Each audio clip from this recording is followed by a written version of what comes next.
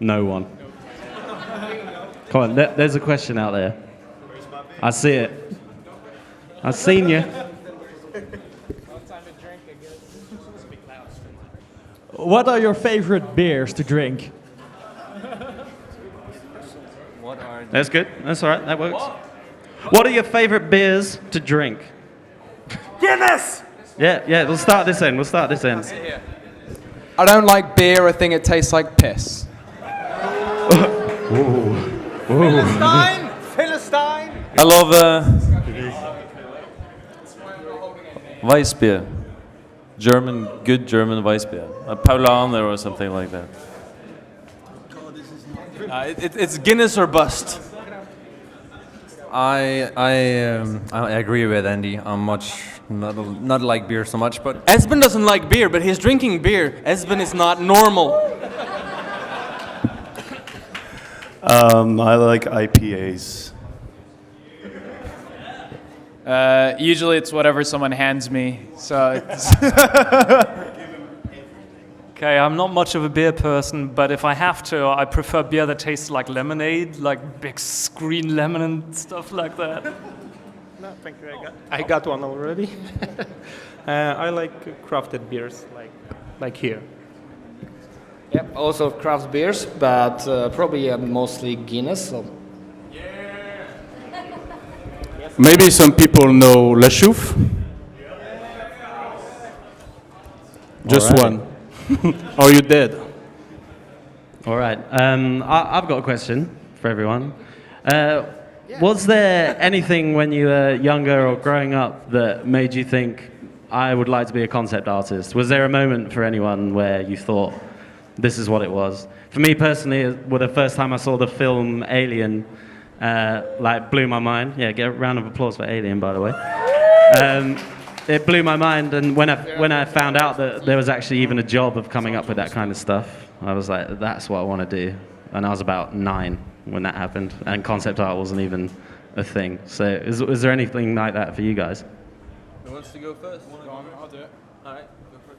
Sure. I went on holiday once when I was about 15, had a PC Gamer magazine, and they had an article about a mod for Half-Life 2 called Neo Tokyo, and it had some really fucking awesome pictures in it.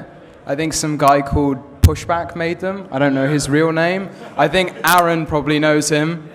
And there's also a guy here who's wearing a Pushback t-shirt, and I really want to find out why he's wearing it and where I can get one. I saw that shit and I was like, people get paid to do this? I'm doing that.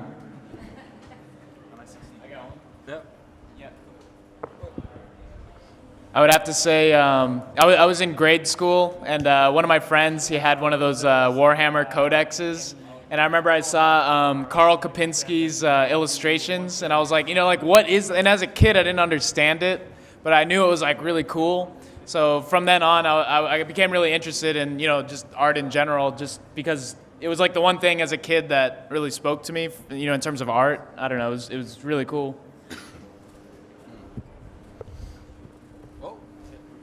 Yeah, you just stole my story. Like, that's mine too. though I will say, for me, it was Paul Dainton. It was the same thing, like the big sort of Warhammer illustrations. I knew someone had to draw that. Hopefully they got paid. And if so, I want to be that guy, I never wanted to be a concept artist. Really, I didn't. I wanted to be a comic book artist, because that was the stuff that I was reading and was filling me with all these images. And there's no money in comic books if you're from Holland, unless you like to draw Donald Duck over and over again. That Half-Life 2 mod was actually my first gig as a concept artist. So it's kind of same thing. I know, man, it's crazy.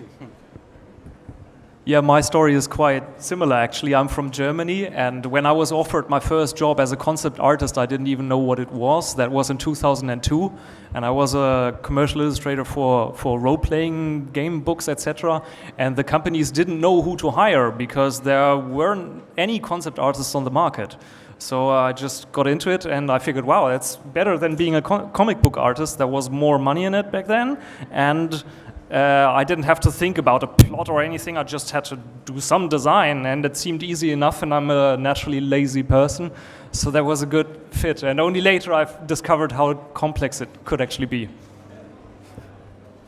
I didn't know what we would like to do, but I just found in the libraries Star Wars art book. Maybe it was episode 3. I just fall in love and start painting with my mouse, and that's how. Hey, that's a tricky question because we are not concept artists. But okay, so why I started 3D as a sculptor is probably basic like Star Wars and Matrix. The first thing I want to try to do is make a movie of dodging bullets. Yeah, exactly the same thing, but without the Star Wars and without the concept art, because I'm not concept artist, I'm sculptor. So basically, after watching the Matrix or like couple different movies, I decided just to try create like VFX, and then I just abandoned this like opportunity, and I started to sculpting the models, and that's it. Awesome, thank you. Does anyone have I a got a question? question. You've got a question, yeah, do it. And I think it's more for the rest of the guys up here, because we all kind of been going through some stuff in the industry and found our way of working and trying to find balance.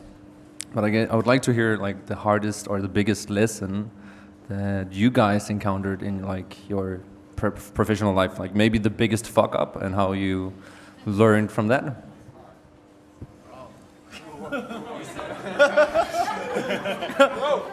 It's like one of those moments, you like you're in bed and then you think of the time that you did something. And you're like, oh, like I can't believe I did that. I was working for this indie game company, and like I did this like I thought it was like cool, but it was like this 3D mock-up, and I thought it was really good. And then I sent it out, and it was like my first paid job. And then he just he calls me immediately because I was working contract, and he's like, hey, look, man, maybe don't use the computer. He's like, just like, I don't know, can you do like pencil sketches or something? I was like, oh no, like I totally messed it up, and but I learned a lot from that. After that, I worked a lot harder after that so that I didn't have to deal with that again. But I was once told by let's say the boss, that I was being a bit of a prima donna, and that he could get 10 people that would like to take my job, so I should shut up. I left, of course, but it did make me realize that, maybe I need to stay a little bit grounded, even when you've got a job. There are so many other people out there that want your job. That wasn't really the best answer. Nah, man, Get 'em on. stay loud and proud, I say. My worst one was about 2 months into my first gig, and I was grouped up with a senior concept artist who hated me. And I'm pretty argumentative by nature, and it wasn't much better the fact that I was just out of art school, so I was all Norwegian. oh yeah, high and mighty on being, I'm an art student. So every time he would give me a critique, I would take it up as an argument, and he did not like to argue. An argument and a fight were the same thing to him. So that was about 2 months of me pretty much knowing that everything I did was a source of frustration for him, and him taking it all out on me. And then afterwards, we actually sort of managed to figure it out and work together, but that was not a good 2 months. I don't know. All right. Do we have another question? You can ask us anything, so just be like, Yeah. go for it.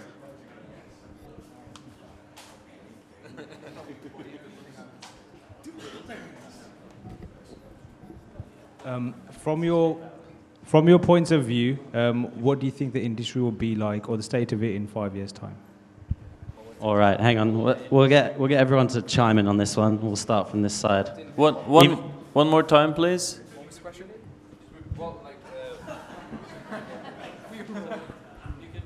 The state of the industry in 5 years' time.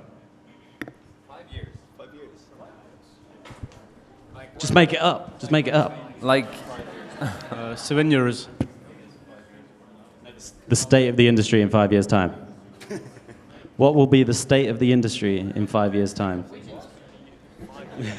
I think. Which industry? I don't know. But I can take it. I can take it if it is. Like, I think in games, this. maybe. Okay. I got that. All right.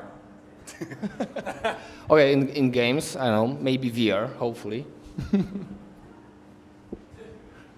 I think, I think the state of the industry is still going to be growing, and because the entertainment industry is so big already, and we're consuming a lot of it. But I think looking further, what it's going to be really interesting, and I hope, like, this is a small dream of mine, is that you're going to have movies where you have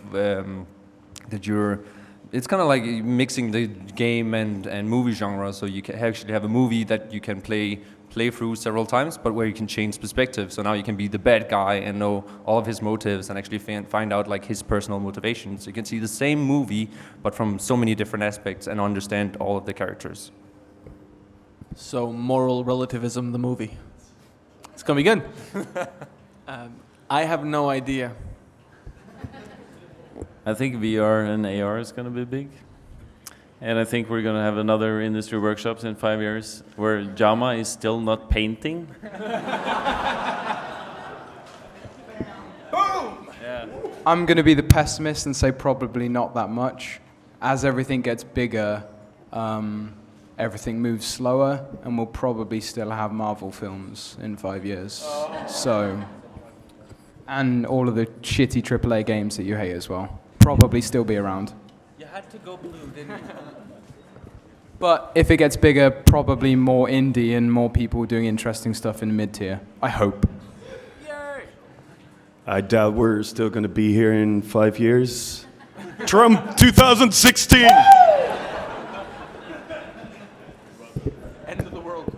Well, what I'm noticing is that the universities are putting out more design students specialized in the field of entertainment design, and I think that that is going to put some pressure on everyone in the industry. You know, if there's a lot of people rushing in, at some point it will take an effect on the price. And what I can say is, I told you that I started in 2003, and the juniors who are 2002, and the juniors who are starting now are getting, at least in Germany, are getting paid half of what I was making back then. That's all I can say about that. Yeah, I mean, I would have to add to the VR stuff because, I mean, you know, with all those new painting programs and stuff like that, I actually almost think that a lot of projects are going to become like voyeuristic, where like a story will play out and then you'll be like watching the story, you know, like you'll be watching as like a outsider or something.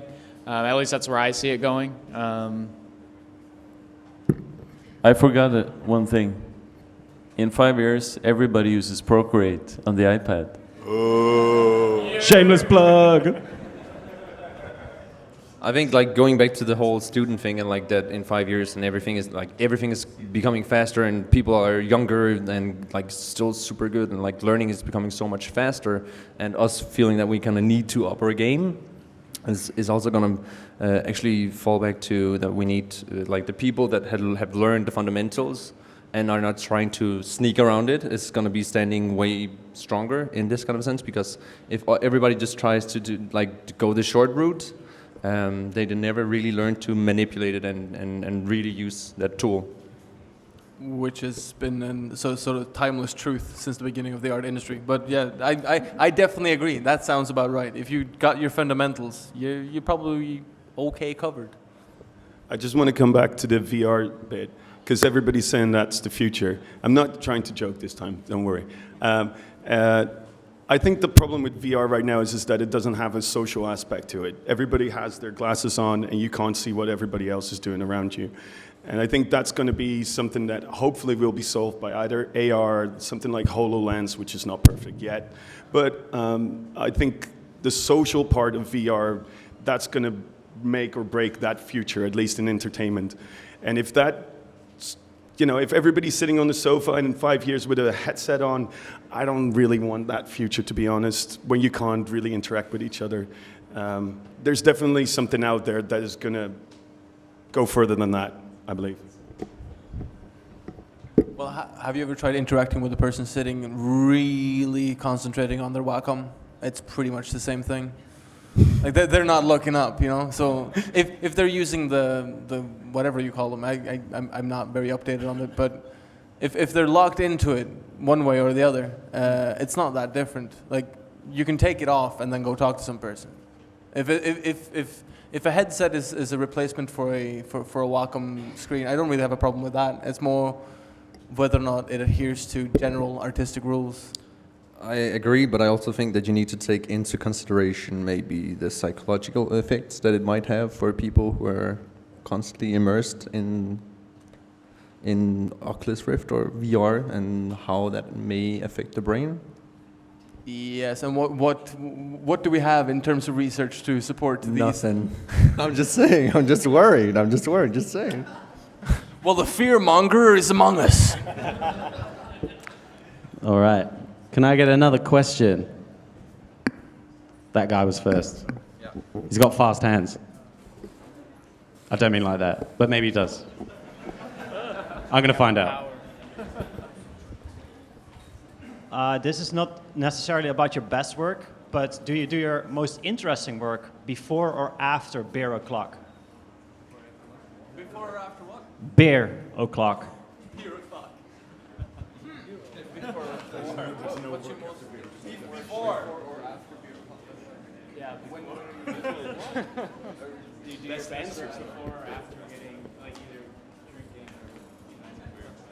or? I mean, what's the question? Whether or not we work more interestingly under inebriation or not? Okay, I can't work when I'm drunk. It doesn't work. Like there's sort of an unspoken rule that my brain needs to be able to manifest its marks without me have to think what my right hand is doing. And if I have to think about it, I'm fucked. So I can have like one beer maybe, but even then it's a bit shaky, you know. So I don't do much interesting stuff after beer o'clock. Have you heard my answers? He's drunk. Imagine most what his of the drawing's time. like after that. No, drawing after a beer is shit. You just don't do it. If you can do it, more power to you, but I can't. I'll grab this other question that he's got. Did I just give the ultimate answer that everyone's just like, yeah, no, fuck it. It's a good assault course over here as well. So you guys have all been dropping knowledge on the rest of us. What I want to know is, what's the thing that you've learned in this industry workshop? What are you taking away from this? That is a Jurassic fucking World. great question. Jurassic World is shitter than I knew.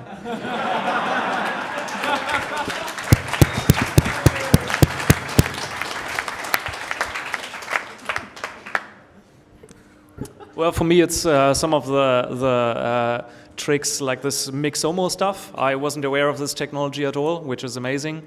And I really, I really like how well Mike presented his thoughts on narrative structures. So that was a big plus. I think personally for me it has been the VR and the 360 view, and I really want to kind of try to dig into it. And I've been talking with Gerald and Jama about like what the weakness and limitations are. So I kind of want to dig around with it and try to do some 360 illustrations and learning how to lead the eye in a 360. That would be pretty cool. So I'm gonna try to dig into that. What I've learned from looking at portfolios and stuff today is that there's not actually a lot of difference between some of the work I've seen today and some of the work of the people that are on stage. Everyone out here is producing work and then putting lots of effort into it. And it's really inspiring to do a portfolio review and be like, fuck. Like, this guy can sit in my seat. There's no difference. So that's what I've learned, that like, all you guys are putting the effort in and you're just waiting for that break, and like, hopefully it will come for you guys as it's done for these guys. But like, what I've learned is the level is high. I've got to raise my game if I want to keep my seat. So more power to you guys.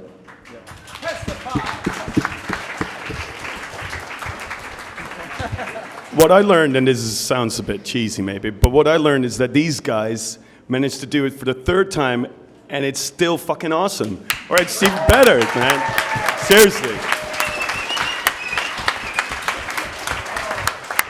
Not only that, they took getting fucked over venue-wise and just went, I will fix it anyway. I think that deserves another round of applause.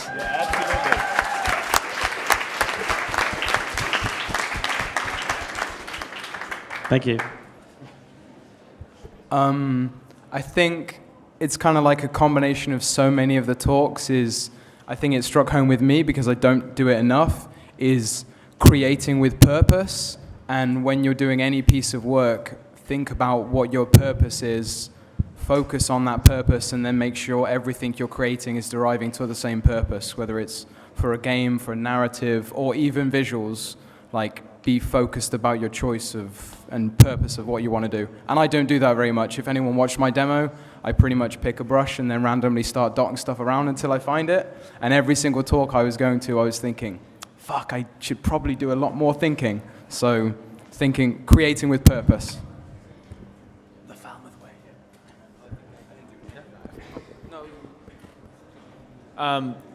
There was something that that Sean was talking about the other day. I don't know if you guys were there for his morning lecture, but the way he was saying that he approaches his illustrations, he approaches it differently every time, and about how sometimes we get really comfortable in the way that we work because we each have like a certain pipeline. But I really appreciated the way he said about each illustration is a different problem. Like you shouldn't approach that problem with the same solution every single time. So it's definitely something that I'm going to be trying to do actively from now on. So thanks, John.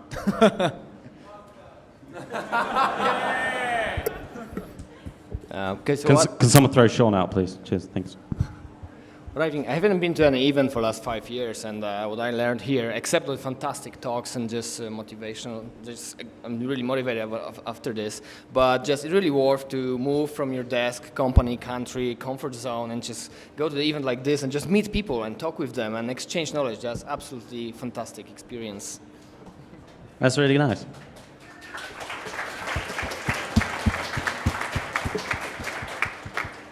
For me, it's actually that I can meet the people that I admire through the Facebooks, art stations, and different sites, and I can talk with them, exchange the knowledge or little tricks and stuff. This is like for me, this is like the best thing here. Yeah, exactly. It's like putting faces to pictures or an ArtStation page. It's almost like the rest of your life is spent knowing that there's a person attached to this, but you're very far removed. When you actually meet the people and you see that they're people just like you, and they just put some time into what they love doing, it's really nice. It's a good point.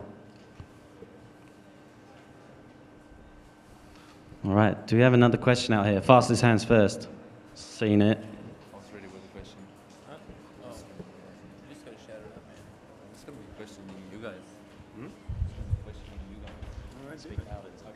Here we go.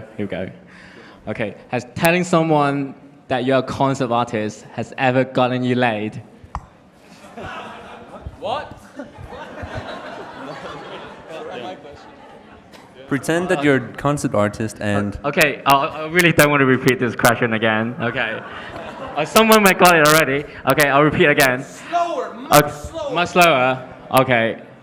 Has telling someone that you're a concept artist ever gotten you laid? Okay, I got it. Has telling someone you're a concept artist ever gotten you laid?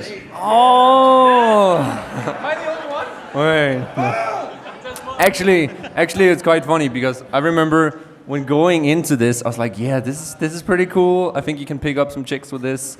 Actually, it works the opposite, like it completely around. Like I'm still a virgin. Round of applause to Giles, everybody. That was brave. But basically, I'm just saying. But basically, it doesn't work. Like it doesn't score any. Clearly, you've never been to Norway. Yeah. But what I've been experiencing success with is actually when you do have a girlfriend, her little brother is gonna love the shit. You're gonna be like the best person in the world. So. Wait, apropos of getting laid, your girlfriend's little brother? I know. Just saying, you're getting plus points there. Yeah, cool. Yeah. So we're live streaming this, so we got another question. I found one. I found a question for you. Don't want to hear your shit conquest stories on the live stream. You know what I mean?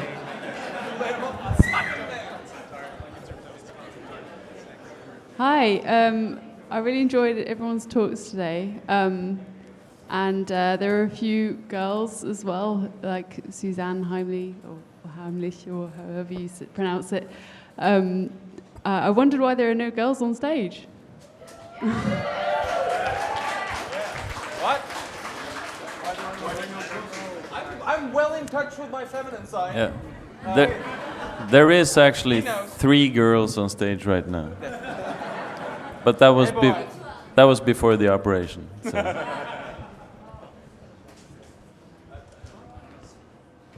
Well, we have to ask you girls, why aren't you up on stage? Do you want to come up on stage? It's a chicken and the egg question about the whole industry for everything, whether... I'm going to go into a much bigger topic than why there aren't girls here, but I guess it's a question about the whole industry. This question comes up a lot. I know last year, I'm pretty sure Titus answered the question the same way I will. We had 1,000 applicants for some concept artist positions we had open at our studio, and we probably had 30 girls apply, and I'm not even sure if one of them, or maybe 2 of them, were people we would even considering interviewing. And I don't know where that starts. I don't know whether it's the products that we make don't get girls involved, or I take that back. I'm a horrible person for forgetting you, Nevena. I'm so sorry.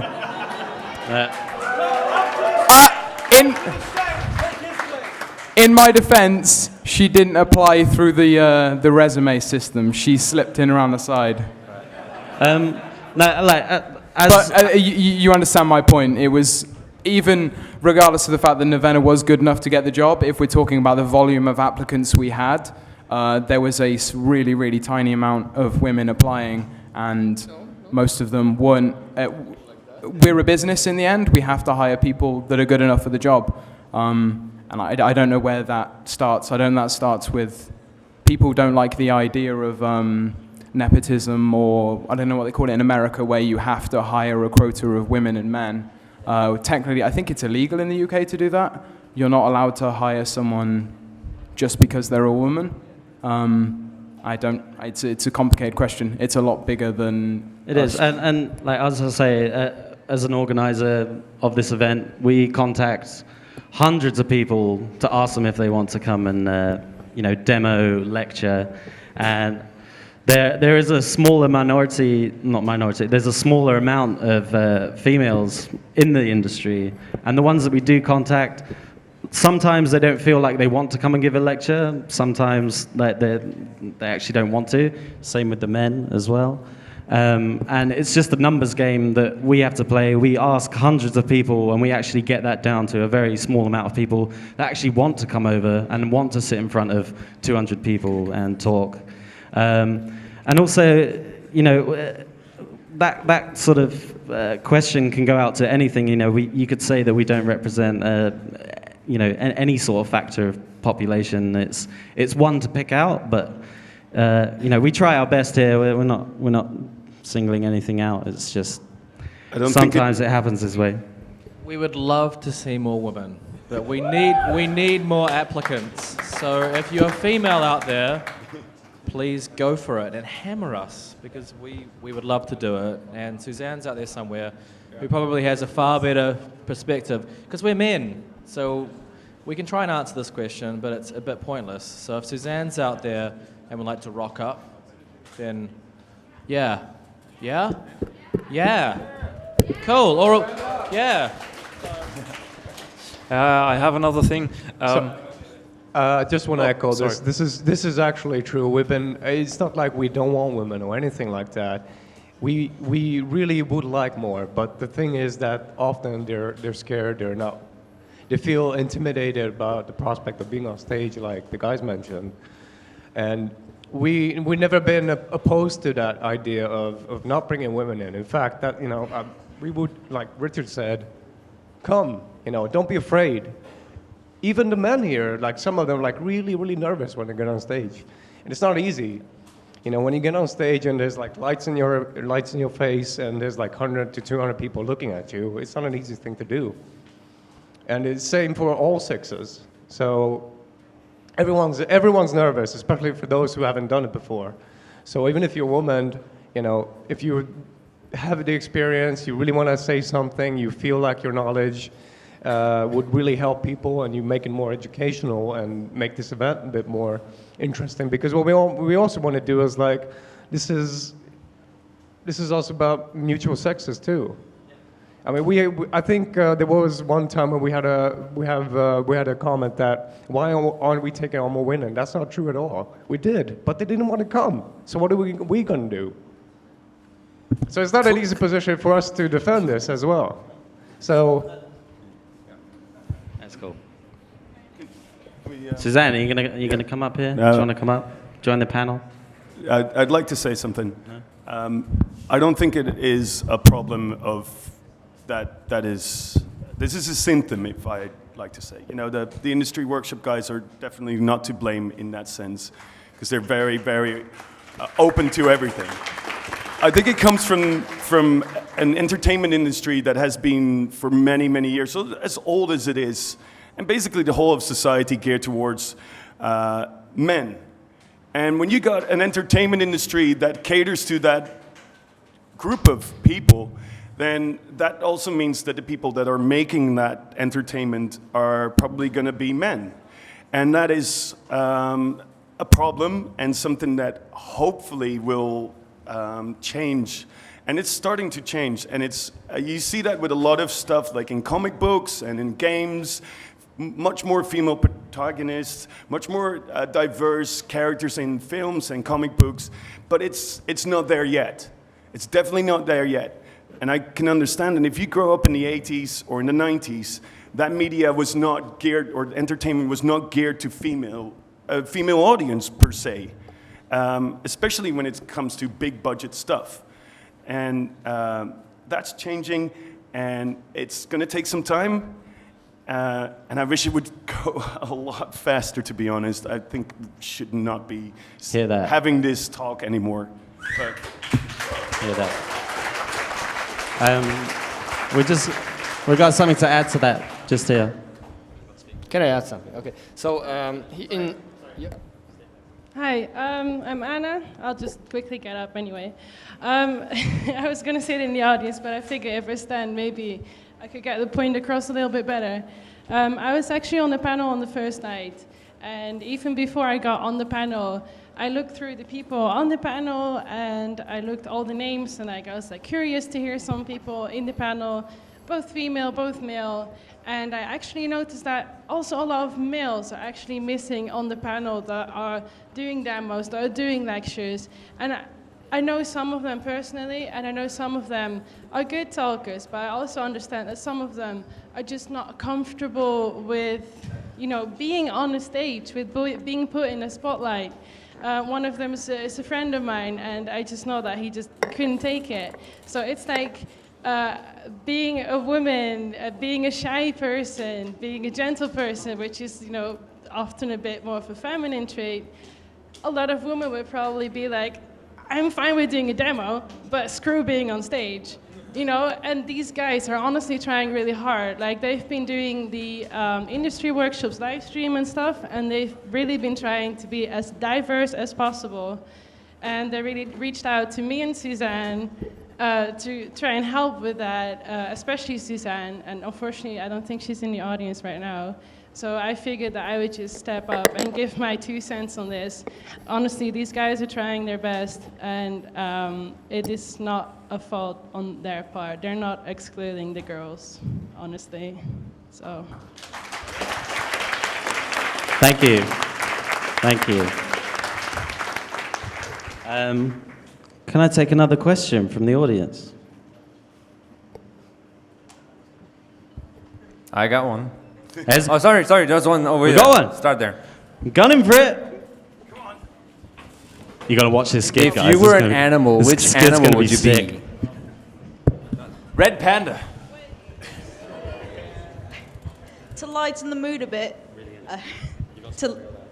to lighten the mood a bit, you've ever seen mean tweets?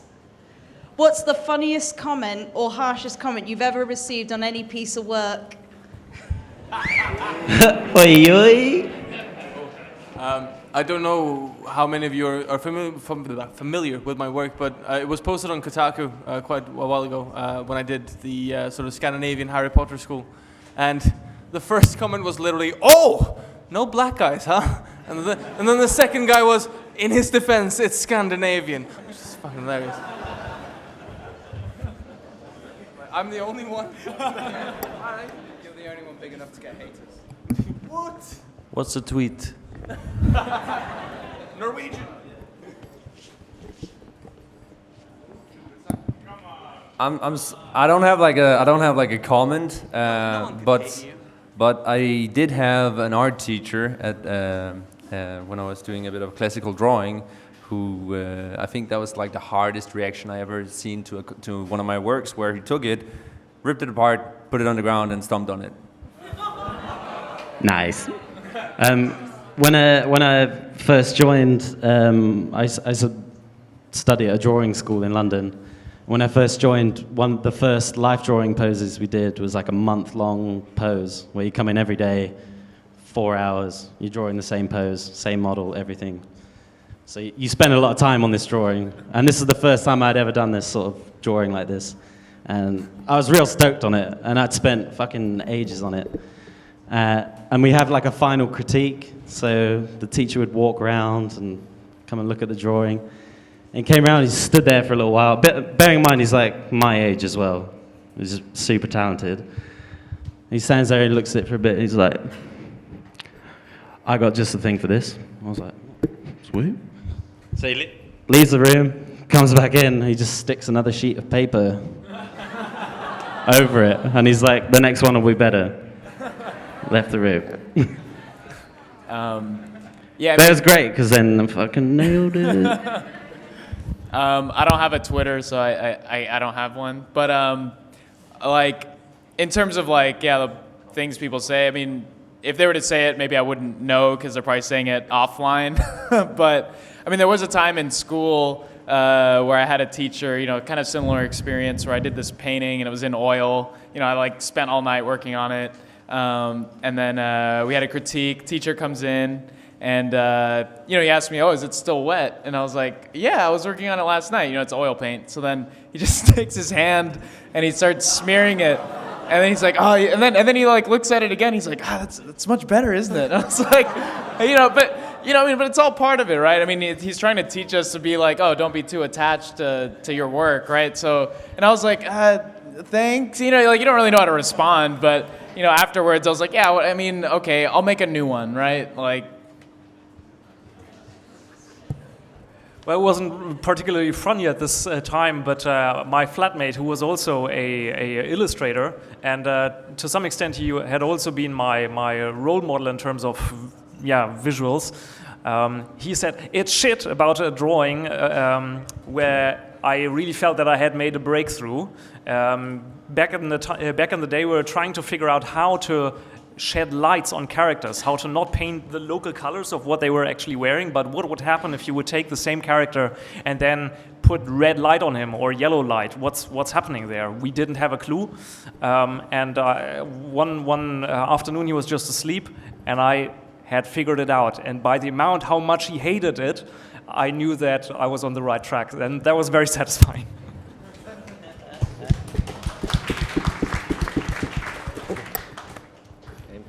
I was so afraid to read the bad comments that I was waiting 15 years to put anything on the internet. And once I did, I didn't read the comments. Good point. I only had one meat tweet, and that said, "You're a pie." You're a what? A pie. It's a British thing, I think. I don't know. Pie. you are a savory snack. I don't know if that was mean, to be honest, but it's the only one I can remember. You're so sweet, but complex. Yeah, exactly. We've got time for one more question. Seen it. This kid's going to be sick as well. Hello, lads. How's it going? So I just wanted to ask you, randomly, to everyone, if a studio came to you and said, Guy, let's make your ideal project. Like, anything you want to do, let's do it. What would that be? Making The Hobbit like a good movie. Thank you. Thank you very much.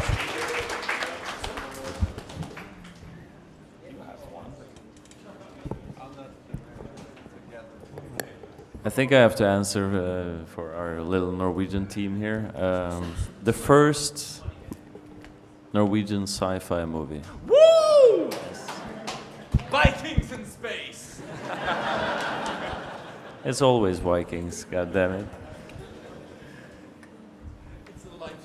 I guess a lot of people would probably say the same thing. It would be their own personal project, whatever it is. Mine's a little weird fantasy, brightly coloured, Wind Waker-esque RPG thing. So if someone came to me and said, do that, I'd be like, fuck yeah, let's do it. I'd play that. Sweet, let's kickstart it. Awesome. Mine would be Giles's Ashen Falls project. I don't know if you've seen the work on that, but we need to make that thing a thing. Oh, thanks. I'd work on that.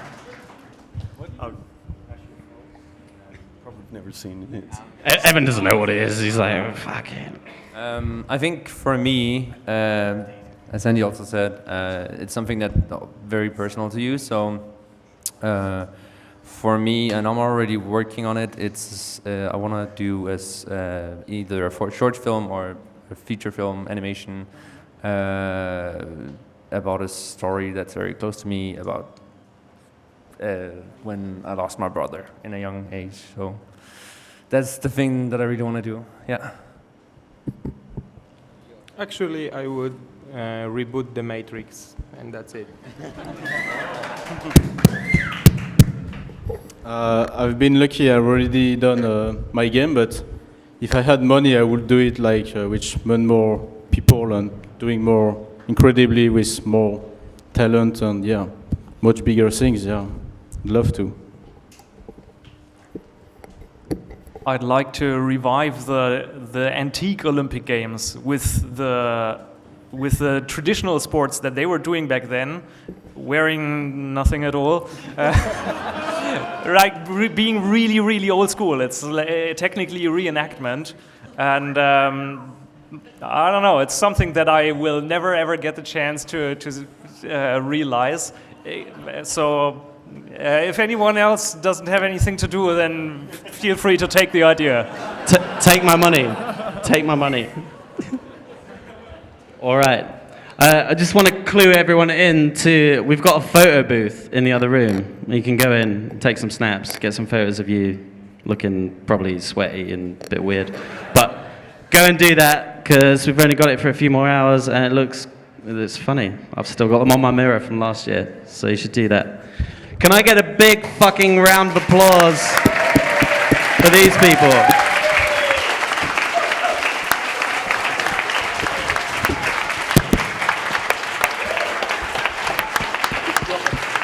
Excellent.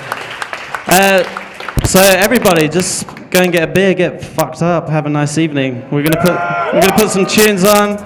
Enjoy yourselves. Thank you very much for being a great audience. Peace. I got drugs in my body. I got anger up beside me. Only thing that makes me different is I ain't afraid to die. I keep it quiet, keep it moving, and I'm always steady smoking. Rolling up my woods while I'm blowing.